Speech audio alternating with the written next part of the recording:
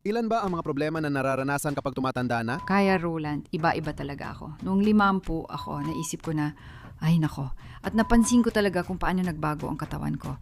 Pero mahirap talaga para sa akin ang panahong yon. Ang pagiging magulang, may kinalaman ba ito sa pagbabago ng mga kalagayan? Ngayon, mas maliksi ako kaysa dati. Tama ka, sobrang ganda at kamangha-mangha ang epekto nito sa katawan. Na ang paraan ng paghinga na ito ay kayang kontrolin ng emosyon. Maligayang pagdating sa Liebscher at Bracht, ang mga espesyalista sa sakit. Ang podcast kasama sina Roland Liebscher Bracht at Petra Bracht. Tag-init pa rin at pinag-uusapan pa rin natin na yon ang pagtanda o pagiging matanda. Isang paksa ito ng taglagas, di ba? Kaya sa tingin mo, Pagtanda, taglagas, taglamig at mga ganon. may birthday pa tayo sa Taglagas. Sa totoo lang, hindi ko talaga gusto yon. Para sa akin, okay lang yon. Alam ko, doon. Nandoon din naman tayo. Magkaiba talaga ang opinyon natin. Umpisahan ko na ito sa pagsasabing siguradong hindi na ako magsusuot ng bikini kapag pupunta ako sa tabing dagat. Tungkol pala ito sa pagtanda at itsura tuwing taginit. Maraming aspeto yan. At sa tingin ko ngayon pa lang kasi malapit na rin ang kaarawan at magdiriwang na tayo ng ika-69 na taon. Mababasa mo naman yan kahit saan. Bakit mo sinabi yon? Kanina pa dapat tinanong yan. Lagi ko namang tinatanong. Nahihiya talaga ako dyan. Roland, kasi lahat sinasabi, mga kalagitnaan ng 60 hanggang umpisa ng 70. At tama naman lagi ang mga tao dyan. Oo, yun ang panlabas na edad. Nabibilad sa araw at panahon, malinaw naman, hindi ko masyadong pinansin. Pero nagbikini ka na, ako, hindi ako magsusuot niyan. Alam ko, pero mahilig ka talagang maglakad sa tabing dagat na naka-swimming trunks. Kasi kung magiging totoo ako, sa tingin ko rin, maganda pa rin talaga ang katawan mo. I mean, kung ikukumpara. Ginawa ko rin naman ang lahat ng makakaya ko buong buhay ko para dyan. Oo, marami kang nagawa dyan, pero hindi ibig sabihin wala akong nagawa para sa sarili ko. Kasi, sa totoo lang, ito talaga yung isang bagay na naman ako na 100% yung balat mula sa linya ng nanay ko. Yung nanay ko, si Lolo, lahat sila may sobrang lambot na balat. Yung connective tissue nila hindi ganun kaganda. Hindi talaga ako kabilang sa mga taong sobrang firm pa rin kahit 80 o 90 na ang edad. Pero yun lang ang tanong, gaano ba kalaki ang epekto ng genetika? At gaano naman kalaki ang epekto ng mga ginagawa at ginagawa mo palagi? At kung paano mo pinananatiling sariwa ang mga tissue? Hindi ko alam kayo, ano nararamdaman nyo? Isulat sa komento. So, sa tabing dagat ba kayo pupunta na nakabikini o swimming trunks? Ako, pumupunta ako sa tabing dagat na naka-swimming trunks. May mga litrato kami doon. Ilang taon na ba ako noon? Mga 28 o 30 kaya ko? Kakakasal ko lang noon. Gusto ko lang sabihin ang mga braso ko. Hindi talaga ako makapaniwala. Susukatin ko na lang ang mga braso ko ngayon. Nakakahiya naman ito, Roland. Hindi naman ako nahihiya. Ginagawa naman ito ng lahat ng mga atleta sa Grab. Oo, Roland, pero hindi naman araw-araw, di ba? Kaya hindi naman natin kailangang masyadong palalimin pa. Hindi naman 2 beses sa isang araw. Hindi. Ito ay isang pagsusuri tuwing umaga. Kailangan mo talagang malaman kung paano ka. Itong taong ito ay medyo baliw na, Gusto mong sabihin, narcissistic, aminin mo. Hindi. Sige. Hindi, sa totoo lang, hindi. Diyos ko, alam mo, nagbabago talaga ang katawan. Pero alam ko naman, may mga tao talagang sobrang kinis ng muka. Mapapaisip ka talaga, ilang operasyon na kaya ang ginawa sa kanila. O ilang sentimetro ng krema ang nilalagay nila gabi-gabi. Ewan ko, hindi ko naman ginagawa yan. Hindi ko talaga ginagawa yan sa prinsipyo at malinaw sa akin. So yung pinakabata na inakahala ng ibang edad ko nitong mga nakaraan, mga early 60 okay na rin sa akin yon. Kailangan ko kayong ikwento tungkol dyan. Si Roland Liebscher Bracht at ako ay may parehong timbangan. Ipinapakita rin ang timbangan na ito na. Edad ng metabolismo. Ipinapakita nito ang edad ng metabolismo. At sobrang ipinagmamalaki niya yon at talagang proud siya kapag ang edad ng metabolismo niya ay 17 o 18. Hindi. Naranasan ko na yun dati. Naranasan ko na yun mga 10 taon na ang nakalipas. Pero ngayon, ganito na. Kapag maganda ang takbo, 21 at kapag may mga pangit na araw, mga 24 o 25. Pero maganda pa rin yon kasi kailangan mo talagang sabihin yan, di ba? Itong mga metabolic na timbangan na nagpapakita rin ng metabolic age mo, hindi yan basta-basta lang, hindi yan tsamba at wala rin yung kinalaman sa itsura. Ang mahalaga lang talaga dyan, sinusukat nilang tubig, taba, muscle mass, bone mass at ilang mga parameter. Ang brand natin ay kabilang sa mga unang nag-develop ng ganitong timbangan. Sinasabi ko yan kasi gumawa sila ng million comparison measurements na ang ibig sabihin lang ay paghahambing ng sukat. Kaya kung makikita sa timbangan ko, kanina umaga ay 24. Ganon katanda. Oo, nagulat din ako pero yun din talaga ang nagtutulak sa'yo palagi. Sa akin, ganun talaga. At alam ko kung saan ito nagmumula. Oo, paano ba ako gumalaw at paano ako kumain? Yan ang dalawang pangunahing salik. Ikinukumpara lang talaga yung mga parameter na binanggit kanina. Inaangat mo ako ngayon. Ramdam ko yun, mas matagal. Kaunti lang. Pero para sa akin, nakakabaliw lang talaga. At ibig sabihin nito, lahat ng milyong tao na naglagay ng kanilang mga datos at nagpatingin ng timbang nila, ginawa ito para magkaroon ako ng mga numerong maikukumpara sa isang 24 anyos at ang galing nun. Pero may mga 24 anyos din na hindi ko ginagawang huwaran. Oo, baka sobra rin sila sa timbang o iba pa. Malalaki ang average doon at dahil milyon ang dumadaan, magandang nakukuhang average. Kaya, kasaka sa mas matandang babae?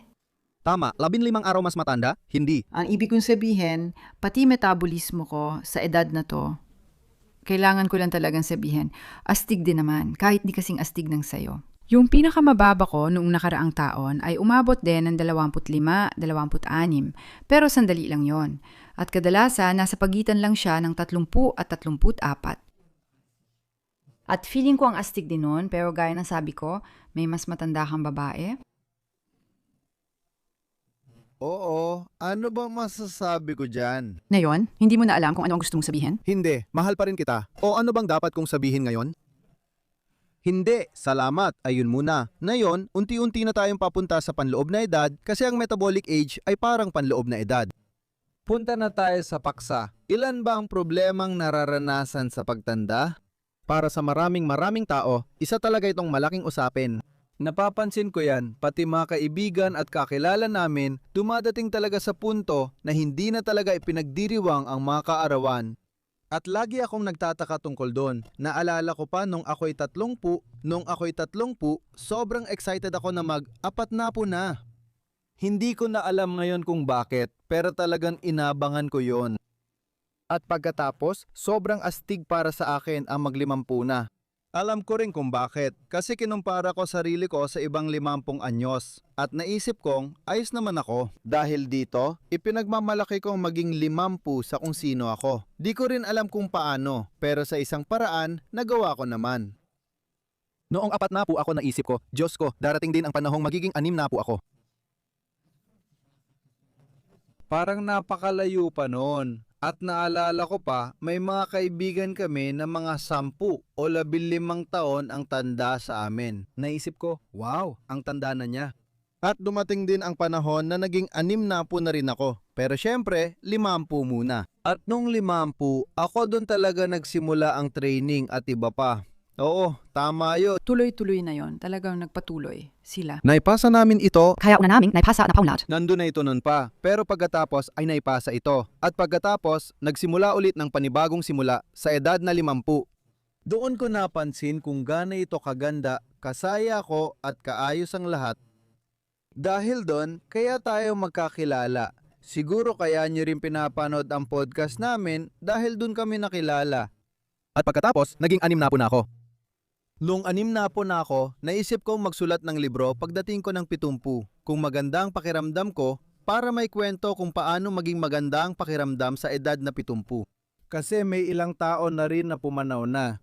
Hindi ko alam kung may intindihan nyo na yon. Habang tumatanda ka, mas ramdam mo talaga yon. Parang sunod-sunod ang mga pagsubok. Matagal nang namatay ang tatay ko, tapos ang nanay ko naman, mga 3 o 2.5 taon na ang nakalipas. Doon mo talaga mararamdaman na papunta na sa isang direksyon ang buhay na darating din sa katapusan balang araw. Kahit ganon, masaya pa rin ako. Magdiriwang ako ng ika-69 na kaarawan ngayong Oktubre at excited na maging 70, hindi ko pa alam kung matatapos ko ang libro. Oh, sa totoo lang, nakapagsulat na kami ng isang libro, di ba? Sa totoo lang, yung mahabang magandang buhay, Yung mahabang magandang buhay talaga ang naipon namin. Tungkol sa mga iniisip namin, tungkol sa mga bagay na pwede naming gawin. hindi makainiisip. Karanasan, hindi. Tungkol sa mga iniisip. Tungkol ako sa mga bagay na pwede mong gawin based sa mga alam natin, sa mga naranasan natin, sa mga natutunan natin, at sa mga natutunan din natin mula sa ibang tao, mga nadala natin. At ipinasa namin yon, tsak na naipasa namin yon sa librong ito. Gusto mo pa talagang magsulat ng isa pang libro, di ba? Oo, ako. Ako, iba naman. Kaya nga, ang mahabang mabuting buhay ay isang libro kung saan gusto naming maintindihan ng lahat kung paano namin ito nakikita na hindi mo kailangang matakot sa pagtanda. Na karamihan sa mga sakit na nauugnay sa edad ay talagang isang hindi pagkakaunawaan at kung ano-ano pa. Ang ibig kong sabihin sa 70, gusto ko sanang isulat pero baka hindi ko na magawa. Paki-comment kung dapat ko pa bang gawin. Hindi, wag nyo nang isulat. O kaya naman isulat nyo na lang na, sige, magsulat ka ng libro, hura, 70 na ako, o kung ano man. Seryoso ako, sapat na talaga ito ngayon.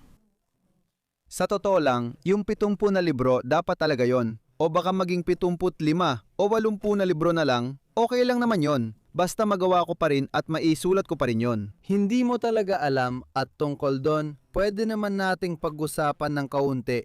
Hindi ko na kailangan magsulat ng libro. Gawin na lang natin ngayon. Ano nga bang ginawa natin kaya tayo naging ganito? Hindi, kanina sinabi ko, ang metabolic age mo kahapon ay 24. At alam mo rin kung saan galing yon. Ngayon ay 24 ito. Oo, ngayon, tama. Dahil kumilos ka kahapon, ayan doon. Ako naman, Aminin ko, kumain ako ng fries kahapon. Oo, anong sinabi ko sa'yo? Sabi mo, ang mamantika ng mga yon? At ano nga ulit ang tawag sa mga kakaibang bagay na nabubuo doon? Yung mga trans fat acids? Oo, yung trans fat acids talaga ang pinaka. talagang masama sa kalusugan o. Pero kahapon naisip ko, kumain ako ng salad na merong beetroot at Yung salad naman ay, berdeng salad at iba pa, pati kamatis. Gusto ko rin mag-order ng kanin na may pritong itlog. Kumakain naman ako ng itlog paminsan-minsan. Ako kasi ay 5% vegan, hindi 100% tulad ni Petra. Kaya nga, sinasabi ko mga 70% vegan o 72.5. Okay, sigurado naman. At kinain mo yon? Ganun pala, tama. Gusto ko sanang magkanin na may itlog, pero sabi ng may-ari ng restaurant, sobra na raw yon.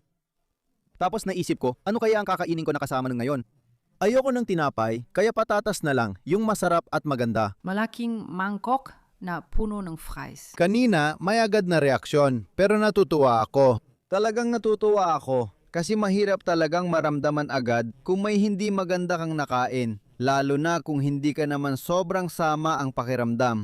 Kapag napansin mong may ganitong epekto, tulad kagabi, sobrang late na tulog, alauna na, at late din kumain kaya hindi maganda ang tulog. Napapansin ko rin agad yan sa timbangan na sumusukat ng metabolismo. Hindi ko alam kung paano yung gumagana, pero malinaw na may koneksyon talaga. Ilang taon ko na rin ginagawa to, halos araw-araw tuwing umaga. Kaya wala nang makakapagsabi sa akin ng iba. Nagkakamali ako kung iisipin kong niloloko ko lang ang sarili ko dyan.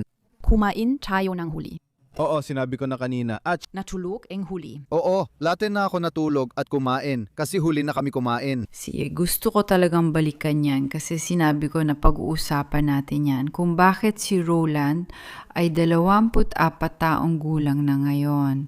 So, si Roland at ako ay medyo magkaiba talaga kasi natatandaan ko pa na ako ay... Ako lagi ang pinakabata kahit saan at gusto ko rin noon na maging isang adult. Tapos bigla na lang, hindi na ako ang pinakabata, kundi ako na ang pinakamatanda kahit saan. Nagsimula yon nang pakasalan ko si Roland. Ako rin ang pinakamatanda noon. Para sa akin, ang saya ng lahat hanggang mga 40, tapos hanggang 48, 49. Pero nung nag-50 na ako, naisip ko na ako, grabe pala ito. Kapag hindi maganda ang takbo, Malamang, lampas kalahati na ng buhay mo ang lumipas. Lagi ako nag-isip at nagkukumpute ng kung ano-ano. Nakakatawa talaga. Ewan ko kung bakit ako ganito. At pagkatapos, nung nag-50 na ako, naging 52, 53, 54 na rin ako kalaunan. Ganun talaga sa mga babae, dumarating ang menopause. At naalala ko kung gaano ako nainis noon. Palagi kong iniisip, bakit sinasabi ng mga babae na mahirap ang menopause? At yung balat, nagiging hindi na maganda. Kasi ganun talaga. Hanggang mga 54, 55, pakiramdam ko ay medyo kaakit-akit pa rin ako. Sa tingin ko, kaakit-akit pa rin talaga ako hanggang ngayon. Ang sweet mo talaga, seryoso pa siya. Sigurado ako dyan, mga kaibigan. At napansin ko na lang talaga kung paano nagbago ang katawan ko. Hindi lang basta, kundi pati ang panlabas kong anyo. Hindi ako nakatulog ng maayos, katulad ng maraming ibang babae. Parang grabe ang mood swings ko. Minsan mahal ko siya, minsan gusto ko siyang lumayo. Parang buwan. Tapos tumaba ako at napansin ko, bakit sa tiyan agad at kung ano-ano pa? Ayoko na talaga ng kahit ano. Ayokong makita sarili ko o kahit sino. Gusto ko lang kasi napansin ko may nababago at ayoko yon. At alam ko rin na sa edad na yon, lalo na sa pagitan ng 50 at 60, para sa akin, delikadong edad talaga yon. Madalas ko lang talaga itong nakikita sa mga pasyente na kapag umaabot na sila ng mga 60, parang, ayan, nagawa na nila. Pwede na talaga silang tumanda ng husto. Oo, palagi ko rin napapansin yon sa sarili ko. Isang obserbasyon yon. Interesado ako malaman kung makakaroon ng pag-aaral dito balang araw. Hindi ko alam, pero magiging interesante sigurong makita ang kalalabasan. Pagdating ko ng 60, naisip ko, ayos lang, ang ika-60. Birthday, naalala ko, ipinagdiwang namin sa Austria sa isang magandang hotel. Napakagandang araw yon at wala akong naging problema. At ayun, doon ay mas gumaan na rin ang pakiramdam ko. Dahil tapos na ang menopause at salamat sa Diyos, may mga bioidentical hormones na ginamit ko. Mas malinaw na ulit ang isip ko, hindi na ako pinagpapawisan, maganda na ang tulog ko, at bumalik na rin sa normal ang timbang ko. Naging mas produktibo na ulit ako, nagkaroon na rin ako ng gana na maging aktibo at gumawa ng mga bagay. Pero masasabi ko, mahirap talaga ang panahong yon. At palaging sinasabi doon, pagkatapos ay sinasabi na ang menopause ay kabaliktaran ng puberty. O, laging may kinalaman yon sa pagtatapos, ibig sabihin may yugto ng natapos. Ayoko rin naman talaga, ayokong maging ganoon o katulad ng dati kong sarili. Medyo mahirap akong kasama noon, sa tingin ko, para sa inyong lahat noong panahon na yon. Pero ayos lang. Paano mo ito nakikita ngayon? Totoo bang walang menopause sa lalaki? Alam ko lang, lahat. Oo, sa totoo lang, wala akong ideya kung ano talaga yon. May mga panahon na maganda ang pakiramdam mo at may mga panahon na hindi maganda ang pakiramdam mo. Ako kasi yung tipo ng tao na kapag hindi maganda ang pakiramdam ko o gusto kong may gawin laban sa pagtanda. Alam nyo naman siguro o ikaw na nakikinig, alam mo na. Hindi ako naniniwala sa mga sakit na dala ng pagtanda. Naniniwala lang ako sa mga sakit o pananakit na nangyayari dahil sa matagal na panahon na may hindi ka ginagawa ng tama, alam mo man o hindi, kahit ano pa yan. Ako, agad akong kumikilos kapag may naramdaman akong kakaiba. Meron akong parang, ano nga tawag doon? Pagbabago ng mood? Menopause, pagbabago ng mood. Iisipin ko, okay, kulang sa ehersisyo, kulang sa paghinga. Parang hindi maayos ang pagkain o... Dahil yun ang tatlong pinakamalaki. Oo, palagi akong umaaksyon kapag umaaksyon ka at sinusubukan kong kontrahin yon. At naniniwala ako, at sa tingin ko, tama rin ako doon, na sa sandaling alam mo, may mga bagay na pumapasok na hindi natin gusto. Kung ano-ano mga kondisyon, kahit mental o physical, kailangan may gawin tayo tungkol doon. Dahil wala namang mangyayari kung iisipin mo lang na ganito ka na at wala kang babaguhin. Kaya yun talaga ang pangunahing payo ko. Kapag tinanong ako kung paano mapanatili o pagandahin ang pakiramdam habang tumatanda, sasabihin ko, alamin ang mga koneksyon. Pwede mong tingnan sa libro naming Ang Mahaba at Magandang Buhay o kahit saan, marami namang magagandang payo. Iyan ang mga panguning bagay na pinag-aralan at talagang sinuri namin ng mabuti. Siguradong maging aktibo dahil ang pagiging aktibo pa lang ay isang bagay na kabataan na. Oo, Sa tingin ko, yun ay. isang malagang bagay. Kaya ang pagiging pasibo, nakaupo lang at iniisip, sakit ng katawan ko, hindi ko na kaya, naaawa ko sa sarili. Hindi yun ang paraan ko at hindi ko rin irerekomenda yon sa kahit sino. At kung may kakilala kayong mga ganong tao, subukan ninyong itayo sila at subukan ninyo silang hikayatin na gumalaw, Na mapasali sila sa mga aktibidad. na mapasali sila sa mga aktibidad dahil ang pagiging aktibo ay may dalawang benepisyo. Una, nagbabago ang pag-iisip.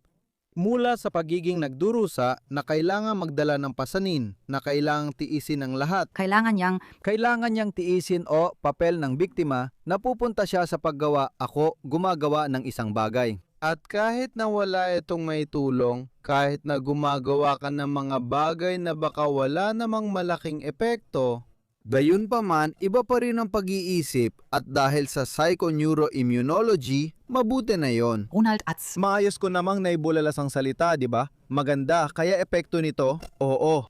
Kaya dapat talagang may gawin at wag lang sumuko at isipin na hindi mo na kaya at pagkatapos ay kaawaan ang sarili mo. Hindi dapat mangyari yon kapag nagsimula na. Kasi sa tingin ko, yon ang simula ng totoong paghina, kumbaga ng totoong pagpanaw. Gusto ko munang sabihin ang isang katotohanan. Baka nagtatanong kayo, sabihin mo nga, ano ba ang itsura niyan? Kasi sa edad namin, karamihan sa mga tao ay umiinom na ng mga gamot na pangmatagalan. Oh, wala talaga. Walang-wala. Hindi ako umiinom ng gamot, umiinom ako ng mga food supplement, at regular ko itong iniinom. At isa pa, yung amen o yung ginagamit namin, alam kong talagang maganda at cool talaga. At dahil doon ay maayos din ang pakiramdam ko. Palagi kong naisip kung paano ito nabuo. Kahapon lang namin ikinuwento ito sa mga bagong kaibigan, noon maliliit pa ang mga anak namin at alam namin kailangan talaga ng food supplement. Matapos ako magduda nung una, Nung matakal-takal din o. Sinabi namin na ayaw namin bigyan ng kung ano-ano ang dalawang anak naming lalaki na hindi namin alam ang laman kasi critical kami dyan. At mula noon at mga 30 taon nang nakalipas, hindi, mas matagal pa, mga 33, 34 na taon nang nakalipas. Oo, si Raul ay 2 taong gulang noon. simula noon kasama na ng batang babaeng ito dito. Abala na siya sa orthomolecular na medisina, ibig sabihin sa mga bitamina at iba pang mga bagay. At yon ang iniinom namin dahil yon lang talaga ang tanging iniinom namin. Oh, pero kung talagang tinatanong mo ang sarili mo, ano nga ba talaga ang iniinom ng babaeng ito ngayon? Kaya, ang iniinom ko lang talaga ay ang aming pangunahing produkto. O, yun talaga. Kung saan nandyan na ang lahat, Kung saan nandyan na ang lahat, talagang gusto ko siya.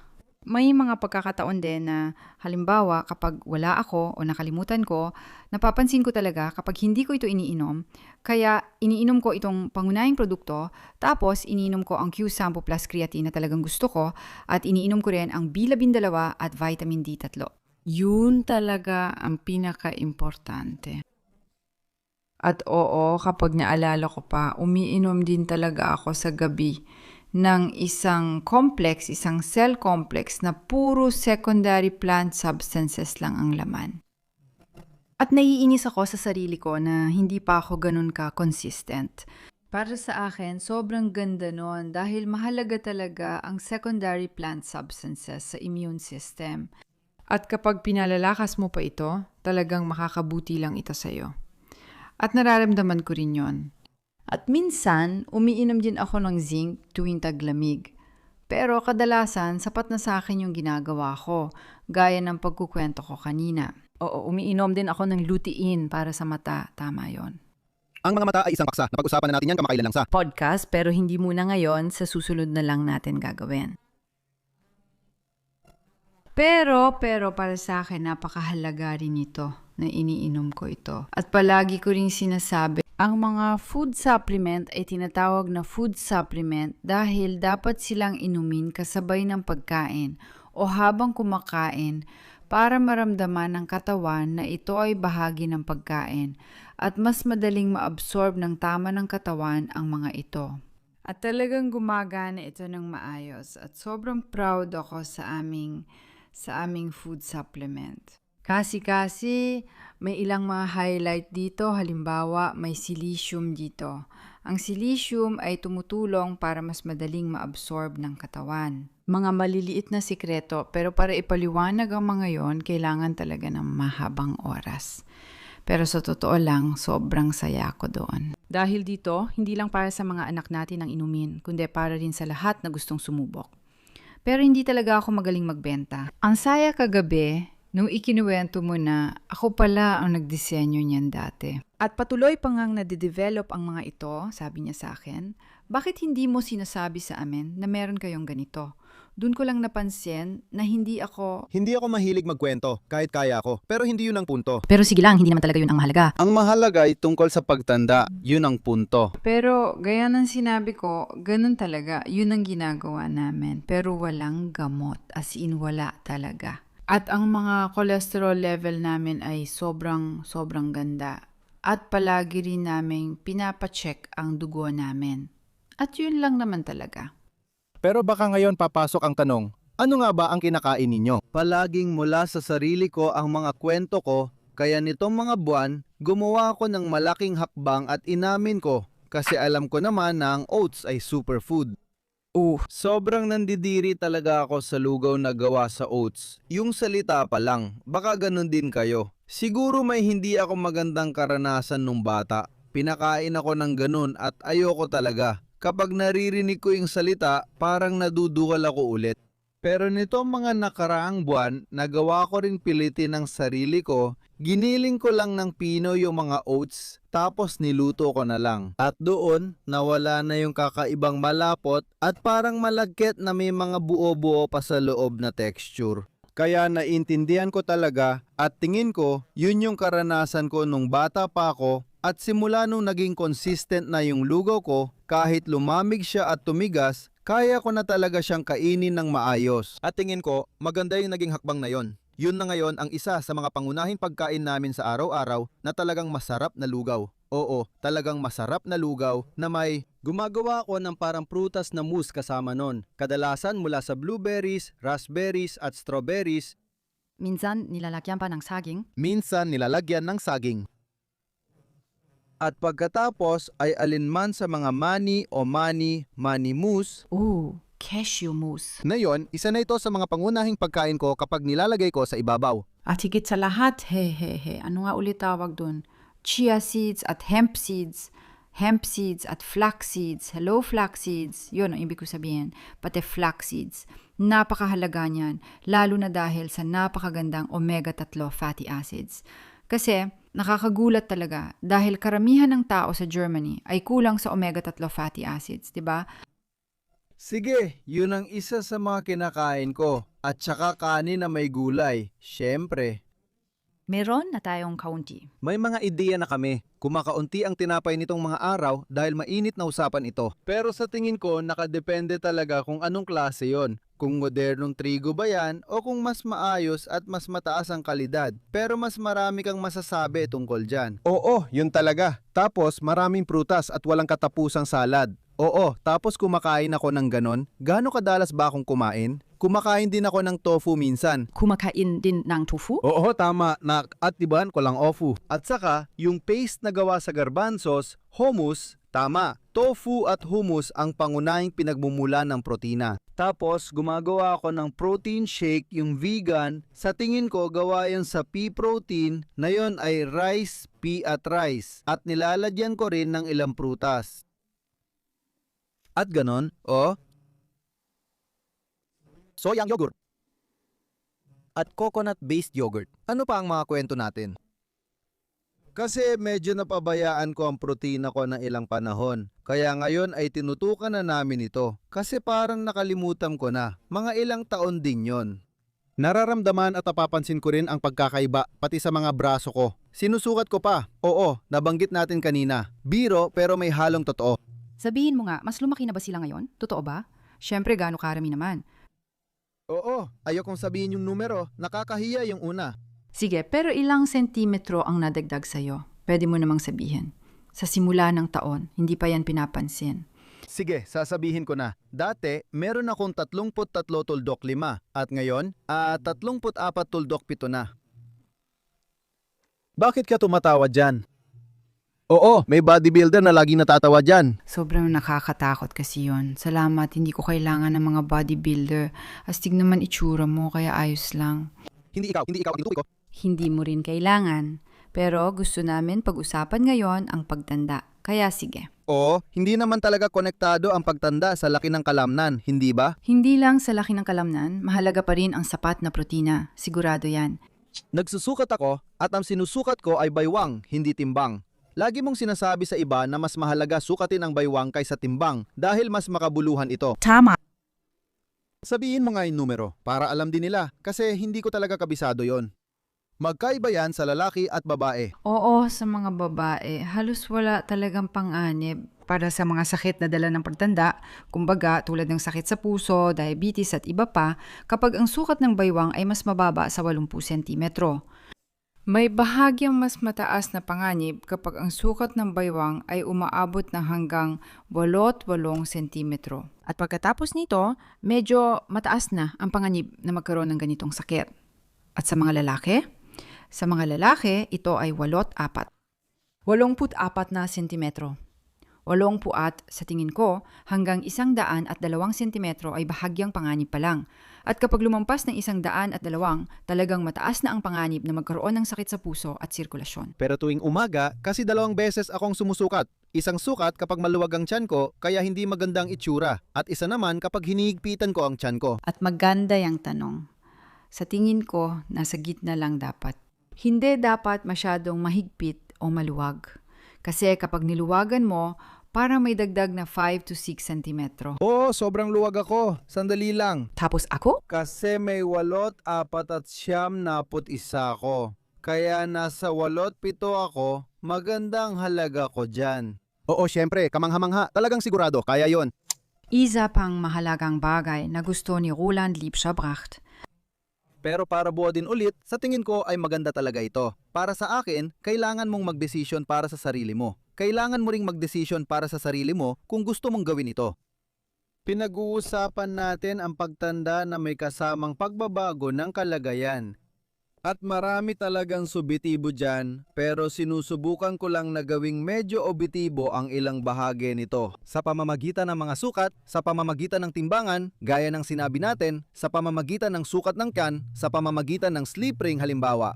Pareho tayong may sleep ring na nagtatrack ng tulog. At sa tingin ko, astig talaga yon. Para sa akin, irerekomenda ko ito sa lahat. Kasi pwede mong ihalin tulad ang nararamdaman mong kalagayan sa mga objektibong datos. At pinapayagan ako nito, sa tingin ko maganda yon, na mapansin ko, na yon, mababa ang ganitong value. Ano bang ginawa ko kahapon? O kumusta ba ang tulog ko? At sa paglipas ng mga buwan, sa paglipas ng mga taon, mas nagkakaroon ka ng mas magandang pakiramdam kung paano mo nararamdaman ang sarili mo tuwing umaga based sa mga value. Kung totoo ba yun, kung paano mo talaga nararamdaman ang sarili mo? Yun naman talaga ang mahalaga. Sa totoo lang, minsan nakakainis talaga para sa akin. Alam ko, may control ka palagi. Hindi ako ganun kakontrolado. Pero ikaw, medyo control freak ka talaga. Naniniwala ako. Pero ang control naman ay, Para sa sarili ko lang naman. Hindi kita inuhusgahan, sinabi ko lang na control freak ka. Gusto ko ba yon? kailangan ko lang linawin. Ang control freak, kadalasan gustong kontrolin ng iba. Pero ako, sarili ko lang ang gusto kong kontrolin. Hindi ko yon ibig sabihin para sa'yo. Ang ibig kong sabihin ay para sa'yo talaga yon. Ibig sabihin, napawalang sala na ako. Minsan, pakiramdam ko kontrolado kaya hindi ko siya ginagamit. Pero minsan, binabalik ko rin, depende sa trip ko. Nandyan din ako, medyo iba lang sa'yo. Minsan, natutuwa rin ako. At palagi rin ako masaya kapag tumutugma ang nararamdaman ko sa sinasabi ng simsing. Nakakainis talaga kapag hindi tugma ang nararamdaman ko. Naalala ko pa noong napunit at tapilas ko ang mga litid ko. Talagang nakakatakot ang mga resulta noon. Nakakakaligitang kita mo talaga. Tumagal yon ng 1 linggo. 1 linggo ka ring hindi talaga naging maayos ang pakiramdam mo. Bigla na lang, mula kahapon hanggang ngayon, ramdam ko talaga na pagkatapos ng 8 araw, nagising ako at bumalik na ulit ako. Ako ulit si Petra. Nakakatuwa talaga yon. Ipinakita ko rin ang singsing kay Flux. Talagang interesante para sa akin. Gusto ko lang sabihin, nabanggit mo na ang pagtanda ay may kinalaman sa pagbabago. Totoo naman, tumatanda tayo araw-araw. O palagi tayong nagbabago at palagi rin tayong nagpapaalam o may mga paalam na nangyayari. Naniniwala lang ako na sa atin. Masaya akong magpaalam sa taba. Ang malinaw na pagpapaalam sa taba ay nangangahulugang pagpapaalam din sa bahagi ng buhay. Naalala ko noong dumating si Raul, anak namin, at sabi niya, basahin niyo ang librong 4,000 weeks. Sabi ko, Diyos ko, ilan pa kayang natitira para sa akin? Ang 4,000 linggo ay ang karaniwang Buhay na inaasahan ng tao. Kaya naisip ko, Tola, 4,000 linggo ay talagang kaunti. Naisip ko, gano'n na bang nagdaan sa akin? Siguro? 2 katlo, biro lang, 3 kapat siguro, hindi ko talaga alam. Makikita natin balang araw o baka 2 katlo rin, ewan ko. Masaya ako kung magtatagal pa ito ng matagal. Pero ganun kasi na parang paikli ng paikli ang oras at palaging may mga paalam at pagbabago, kaya minsan hindi talaga madali para sa akin, kahit na. Sa kabilang banda, kung mananatili na lang ang lahat kung ano ito ngayon. Kung mahahawakan mo ang lahat, wala rin namang mangyayari.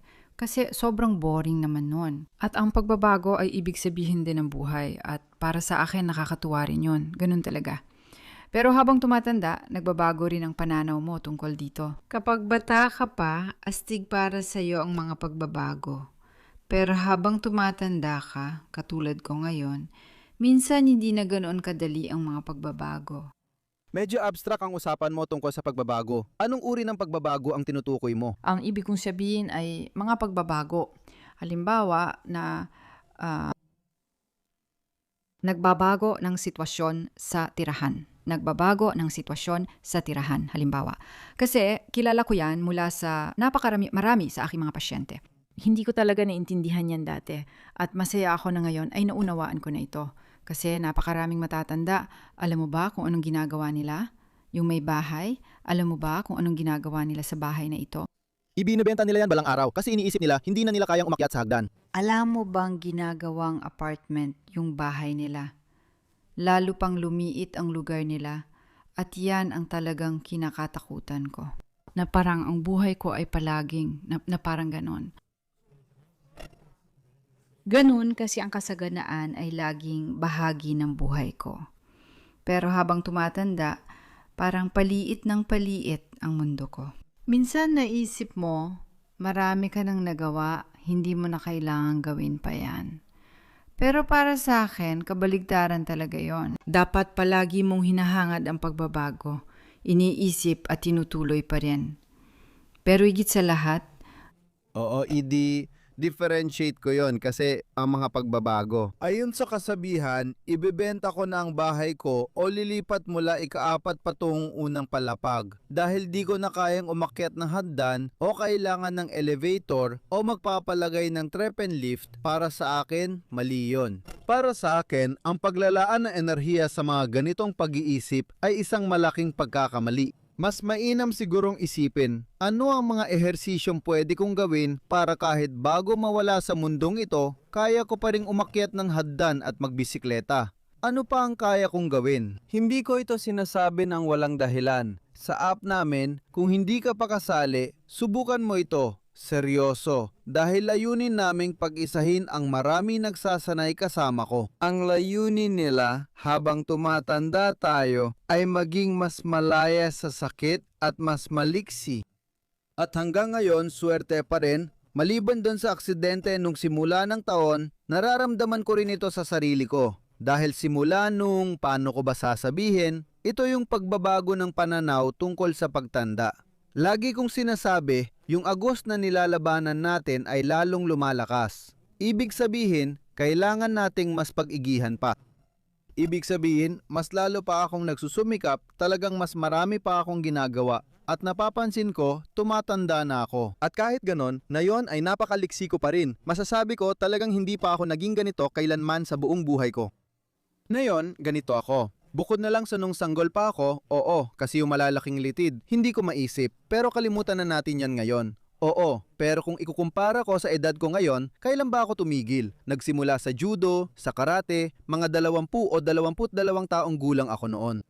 Natatandaan ko pang nahirapan akong abutin ang sahig ng mga daliri ko habang tuwid ang tuhod ko buong buhay ko. Buong buhay ko nag-ehersisyo ako at gumagawa ng martial arts na may ibang uri ng pag-unat. Pero yung ganung pag-unat, hindi ko kailangan dahil sa laban. Hindi mo naman ilalagay ang kamay sa sahig habang yuyuko. Oo, hindi talaga nangyayari yon. At ngayon, mas flexible na ako kaysa dati. At lalo pa akong nagiging flexible.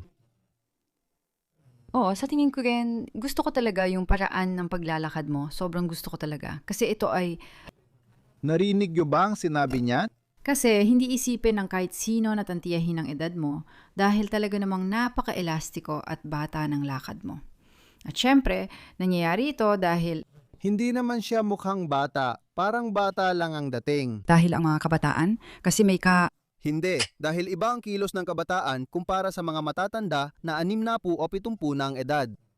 Pero sa totoo lang, dapat kayang gumalaw ng maayos ng isang 80 anyos kung maayos ang mga kalamnan at tama ang tensyon ng katawan. Alam nyo na ang buong paksang ito, hindi na natin kailangang ulitin o balikan pa, gaya ng dati. Para sa akin, ito ay napakapangunahing bagay. Ilang buwan na rin ang nakalipas mula nang ipakilala ko ang pagsusulit. At ang sabi ko sa sarili ko, gusto kong maiwasan na bumaba ang aking performance. Pagkatapos, nagsimulang mag-burpee si Raul ng tuloy-tuloy dahil sa internet challenge noon.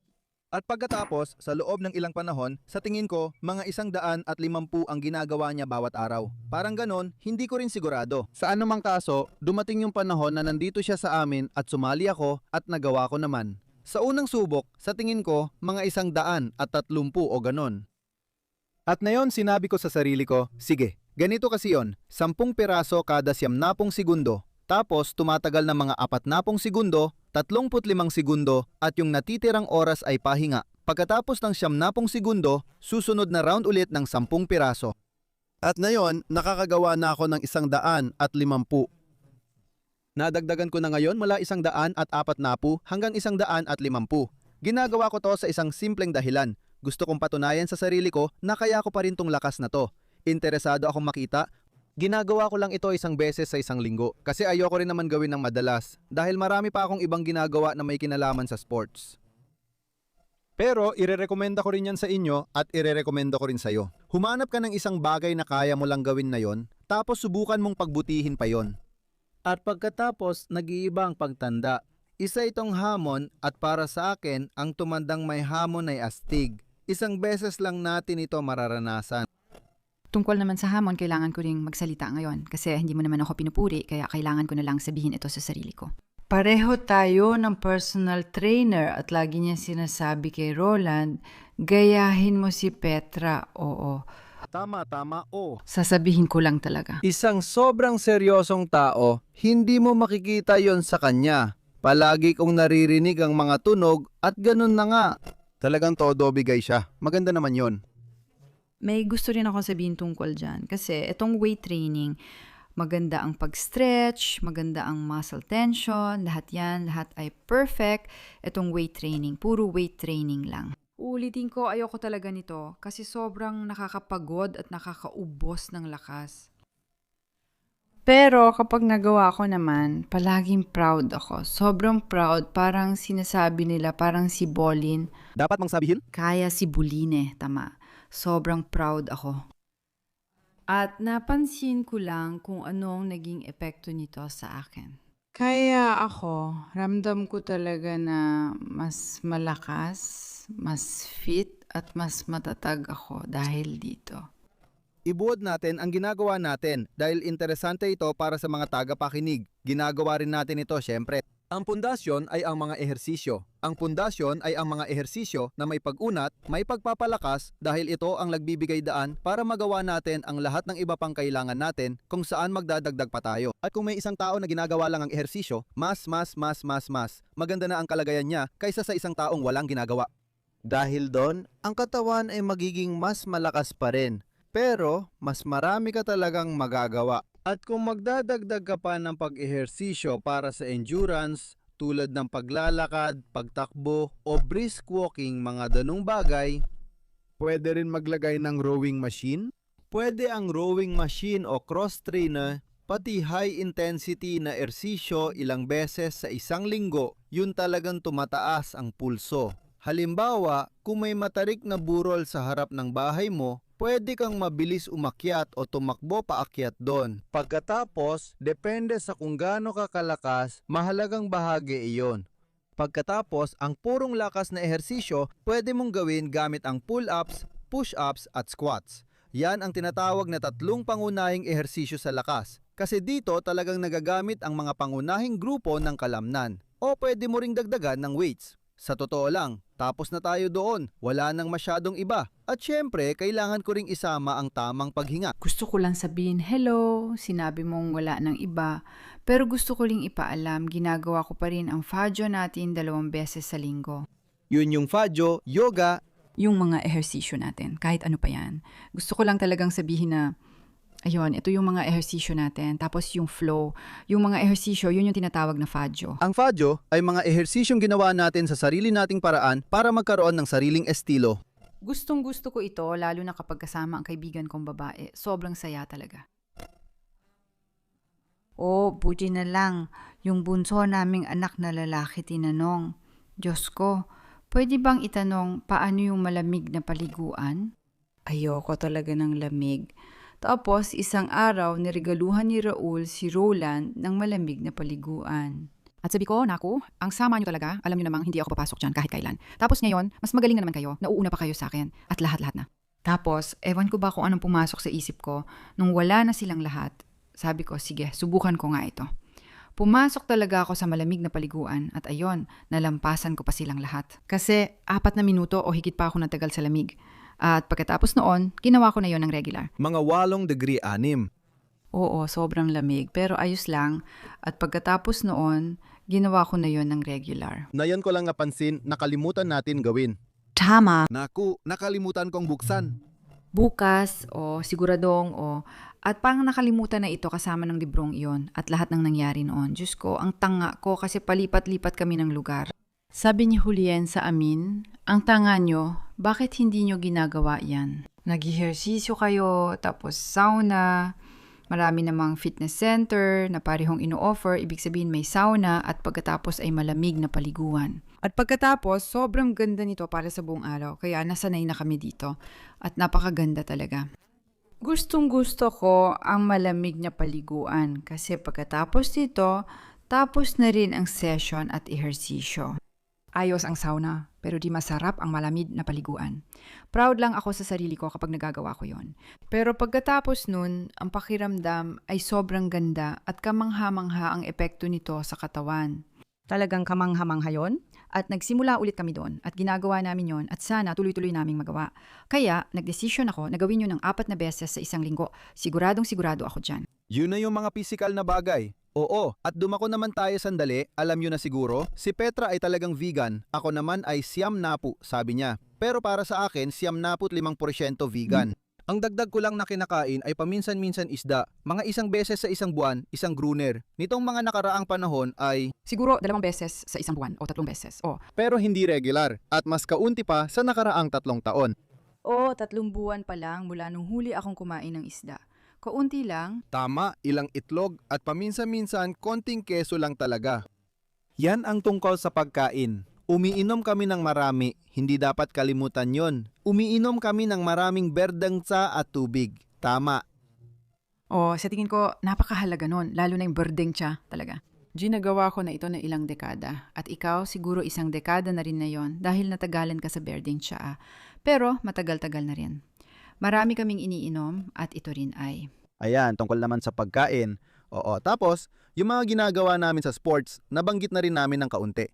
At lahat ng ito, tandaan natin, sa ilalim ng pamagat na ang pagtanda ay masaya. At may isa pa kaming ginagawa na talagang mahalaga. Palagi kaming kasama ng ibang tao, mahal din namin sila. Oo, pero hindi pa yon ang gusto kong puntahan. Gusto ko munang talakayin ang 3 pangunahing bagay tungkol sa paghinga, lalo na kung di pa kayo nag-eehersisyo sa paghinga. Ngayon lang din kami unang beses gumawa ng libro kasama si Christoph Glaser dahil siya ang eksperto sa paghinga at mental na kalusugan at fitness.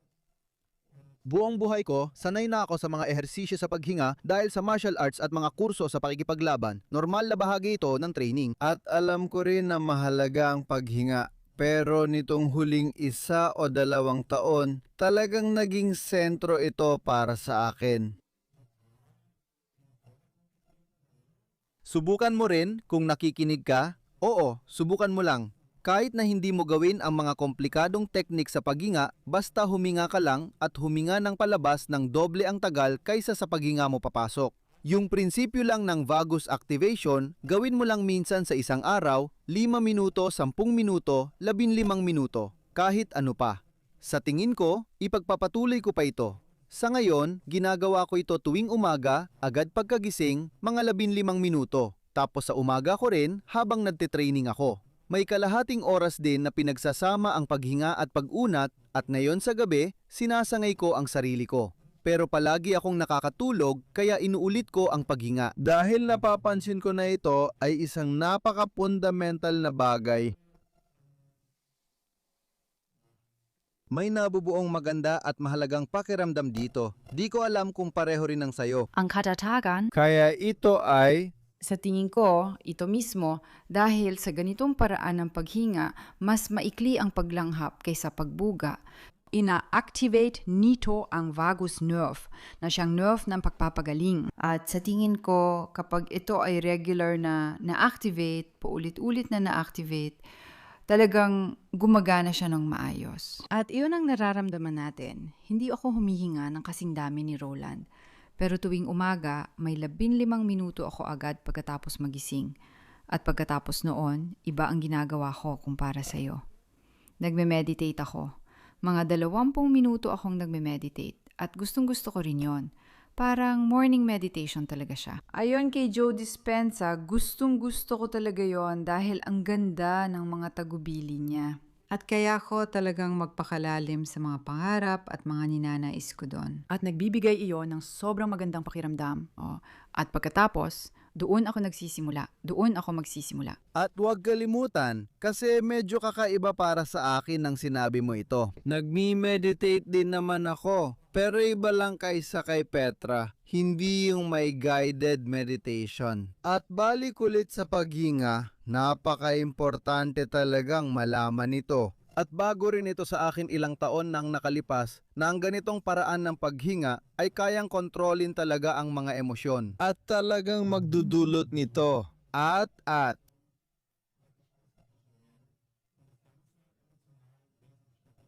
Oo, gusto ko na sinabi niya ulit. Talagang gusto ko yon. Kasi.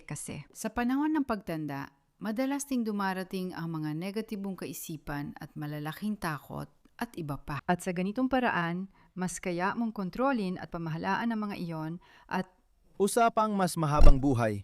Nagsimula ako maglaro ng tennis, pero kahit buong buhay ko, itong nilaro, hindi ako naging magaling. Pangkaraniwan lang para sa bahay, pero siguro 3 o 4 na beses lang kada taon. At pagkatapos, bago lang, mga 1 taon nang nakalipas o mga kalahating taon, may nabasa akong pag-aaral. Hindi, may nagkwento lang pala sa akin. alam mo ba na ayon sa pag-aaral, ang mga naglalaro ng tennis ay nabubuhay ng average na 8 taon na mas mahaba kaysa sa hindi naglalaro. Kaya agad na pabook si Roland ng unang tennis lesson niya. Oo naman. tapos pumunta siya sa tennis court. Bagamat mukhang hindi lang ito tungkol sa tennis, kundi pati na rin sa katotohanang madalas na nagsasama-sama at nagkakasiyahan ang mga naglalaro ng tennis pagkatapos ng laro. Yun naman talaga ang gusto mong sabihin noong gusto kong isingit ang tungkol sa paghinga. Yung tungkol sa mga kakilala, tama. Ibig sabihin mga kakilala, weird pakinggan. Oo mga kaibigan, pinipili ko talaga kung sino gusto kong makasama. Siyempre, mas gusto ko kasama ang mga anak natin, yung mga Mga kaibigan na babae. Kasi bata pa rin sila, parang nasa buhay kabataan pa sila. At nakakabuti talaga sa akin na makasama sila, na maranasan yon. Kasi alin man sa dalawa, alin man sa sumama ka o mapag-iwanan ka, at ayokong mapag-iwanan, gusto ko talagang makasama pa rin. Ang saya talaga. Pinipili ko lang din kung sino ang gusto kong makasama sa libreng oras ko at hindi rin sila marami. Sa totoo lang, naging mapili na talaga ako pagdating dyan pero ayos lang naman yon para sa akin. Pero dahil doon, nagiging mas malalim din ang mga samahan. Isa pa, palaging bukas ang bahay namin para sa lahat ng kaibigan. Laging may nangyayari sa amin at sana manatili ito. At kung magiging tapat talaga ako, at siguro ito na ang huling sasabihin ko, may 2 kaming anak na lalaki. At sa tingin ko, sa susunod na 2, 3, 4 o pinakamatagal na 5 taon, gusto ko talagang magkaroon ng mga apo. Sige! Sige, naniniwala akong nakakabata sila. Jaja, gusto ko lang sabihin kasi nabanggit mo. Naniniwala kami na ang pakikisalamuha sa mga mas batang tao ay isang napakalaking bagay kasi doon pumapasok yung aspeto ng lipunan, yung lalong pinapalakas ng pakikisalamuha ang pagiging sosyal. Mas kakaiba dahil mas bata sila at ang mga ideya nila ay tumutulong para manatiling bata. O kasi merong isang pag-aaral na laging kinukwento ni Christoph kung saan parang Isang grupo Ngang. na nagsama-sama ng mga tao. Isang grupo ng mga tao ang dinala sa isang bahay. At gaano katagal yon? Ilang linggo? 4 na linggo yata, hindi ko sigurado. Doon sila tumira. Yung bahay ay kakaiba. May particular silang edad. Pero ang bahay ay kumpleto sa gamit.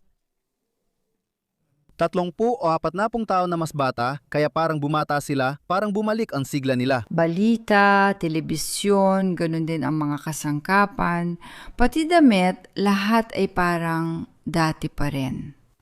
At ang nakakatuwa, pagkatapos ng panahong iyon, lahat ng mga sukatan ng kalusugan, presyon ng dugo at lahat ng nasusukat ay bumata rin. Mas bata ang itsura ng mga tao, gumanda ang mga resulta hanggang doon sa paligid. Kaya naman, laging maganda na subukan at buksan ang sarili sa mga ganitong bagay. Sa tingin ko, napakahalaga talaga na manatiling bukas ang isipan. Ibig sabihin, maging bukas talaga para sa mga bagong bagay. At huwag ipilit o panghawakan ang mga lumang bagay. O maging matigas ang ulo kasi madalas iyon ang ibinibintang sa mga matatanda noon. Sa tingin ko, kapag nag-iinat ka, nananatili kang flexible. Lagi kong sinasabi, tulad ng Labas, patsi na rin sa loob. ang mental at pisikal na kakayahang magbago ay maaring magtulungan at suportahan ang isa't isa. Mapapansin mo rin ito sa mga guro, halimbawa sa mga taong buong buhay nilang nakisalamuha sa mga bata at kabataan, iba ang ugali nila pagtanda kumpara sa iba na hindi yon ginawa. Kaya napapansin ninyo, ang buong proseso ng pagtanda, ang pagtanda mismo na gusto naming pag-usapan ngayon, ay para sa amin ay isang paanyaya na gawin ang ilang mga bagay na, bagamat hindi mapipigilan ang pagtanda, ay makakatulong na tumanda at magkaedad sa mas maganda at mas maayos na paraan. Oo, tingin ko, hindi ito ang huling beses natin itong pag-uusapan. Baka mas maaga pa, hindi na aabot ng 10 taon. Makikita natin kung kailan ito mangyayari. Pero bukod doon, nagustuhan ko talaga ang araw na ito. Sa ngayon, sobrang saya ko lang na ganito ako ngayon. Kasi, sa totoo lang, ang pagtanda ay may dalang magagandang bagay din. At para sa akin, palagi kong nakaramdaman na mas marami akong koneksyon doon sa itaas. Hindi ko yun alam, parang ang dami ko lang nararamdaman at baka may mga bagay akong Karunungan ng edad. naniniwala rin ako na dumarating yon at sobrang saya na maramdaman at maranasan yon. Kaya Sige, ang natitira na lang sa akin ay magsulat kayo ng komento. Anong masasabi niyo sa paksa? Kung nagustuhan ninyo, pakirate kami ng maganda sa Apple at Spotify. Wow, palagi na lang ito lumalabas, mayon ko na lang naintindihan. may kinalaman yan sa bata mo pang edad. Gusto ko sanang sabihin, bumata ulit ako, naalala ko na. Sige, Mag-ingat, alagaan ang sarili, manatiling bata. hanggang sa susunod. Paalam!